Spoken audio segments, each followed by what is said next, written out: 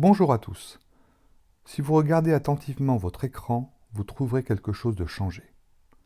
J'ai coupé la fin du slogan de la chaîne et on peut maintenant lire Paradoxe, la chaîne qui n'est plus. Eh oui, je clôt ma production de vidéos sur YouTube.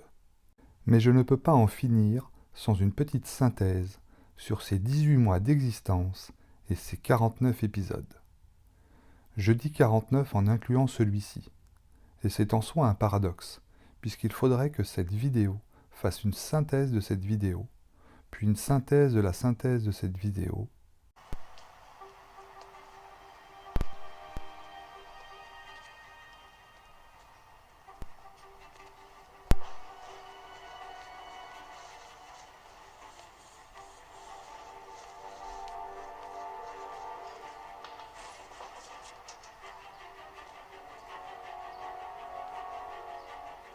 Bon, il y a 18 mois, c'est en regardant le 3e épisode de la chaîne Axiom de Lay et Monsieur Phi que j'ai eu envie de me lancer sur YouTube. Mais le truc intéressant, c'est qu'on a l'impression que ça ruine un peu l'idée qu'il y a un sens à parler de probabilité a priori. Imaginez que je te décris un cube et je te donne une information sur ce cube et c'est n'importe laquelle des deux que je vous ai donné tout à l'heure. C'est difficile de se retenir, de former des probabilités a priori à propos de la taille de ce cube. Alors qu'en un sens, la conclusion, c'est de dire il faudrait pas vraiment parce qu'en fait, j'ai pas décrit le cube du tout. Sur ce problème, il faut choisir un des deux. J'avais envie de partager ma passion pour les paradoxes, mais également d'affirmer mon point de vue sur des problèmes ouverts, plus ou moins anciens, et qui font encore aujourd'hui débat. L'expérience de cette chaîne m'a été très positive et m'a conduit à développer un projet universitaire autour de la culture statistique via des capsules vidéo. Une dizaine d'universitaires bordelais développent en ce moment des capsules et dès l'an prochain, nous expérimenterons ce nouveau format d'enseignement auprès de plusieurs centaines d'étudiants de licence. Vous l'avez compris, je n'arrête pas la production de vidéos, mais celle-ci se déroulera dans un autre cadre avec un autre objectif. Et en exclusivité, je vous offre un exemple de capsule. Dans cette capsule, je vais vous parler du coefficient de variation. Lorsque l'on dispose d'une série de données, comme par exemple la taille en centimètres d'un certain nombre d'étudiants, pour quantifier la variabilité des tailles, on peut penser à utiliser l'écart type, ou encore l'écart moyen ou l'étendue. Par exemple, pour cette série de données, l'écart type vaut 9 cm. Maintenant, si je vous demande si c'est beaucoup, difficile de répondre. Il faut pouvoir comparer cette variabilité avec une autre variabilité, comme par exemple celle du poids. Ça tombe bien. Voici les poids de ces mêmes étudiants. L'écart type est ici de 11 kg. Comment comparer les 9 cm avec les 11 kg?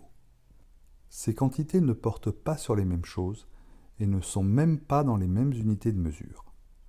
Une solution consiste à relativiser les écarts types par les moyennes des mesures. La taille des étudiants moyenne est ici de 174 cm et leur poids moyen est de 66 kg. En divisant l'écart type d'une série de données par la moyenne de cette même série, on obtient le coefficient de variation de la série. Ce coefficient est sans unité de mesure et peut s'exprimer en pourcentage. Pour la taille, on obtient un coefficient de variation de 5% et il est de 17% pour le poids. Maintenant, la comparaison est possible. On peut dire que le poids des étudiants est globalement 3 fois plus variable que leur taille. Il n'est pas surprenant que le poids soit bien plus variable que la taille. On imagine bien que les processus qui déterminent notre taille sont bien moins sensibles à notre comportement alimentaire ou encore notre activité physique que ne peut l'être notre poids. Ce qui est intéressant, c'est que le coefficient de variation mesure et permet de comparer ces variabilités. Souvent, il est utile de relativiser une mesure. En économie, on parle du pourcentage du PIB. En sport, on travaille en pourcentage de la fréquence cardiaque maximale. Et plus généralement, tout indicateur, toute statistique sans unité de mesure reste très pratique. Par exemple, le coefficient de corrélation, le coefficient de détermination ou encore le Z-score sont des statistiques très utiles.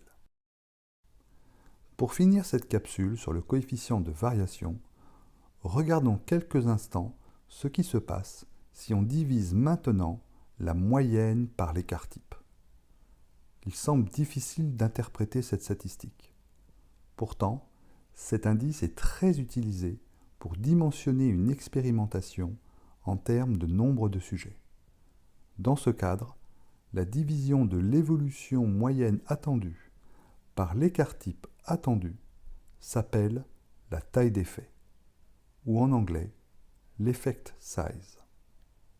Portez-vous bien et encore merci de m'avoir suivi pendant ces 18 mois sur cette chaîne.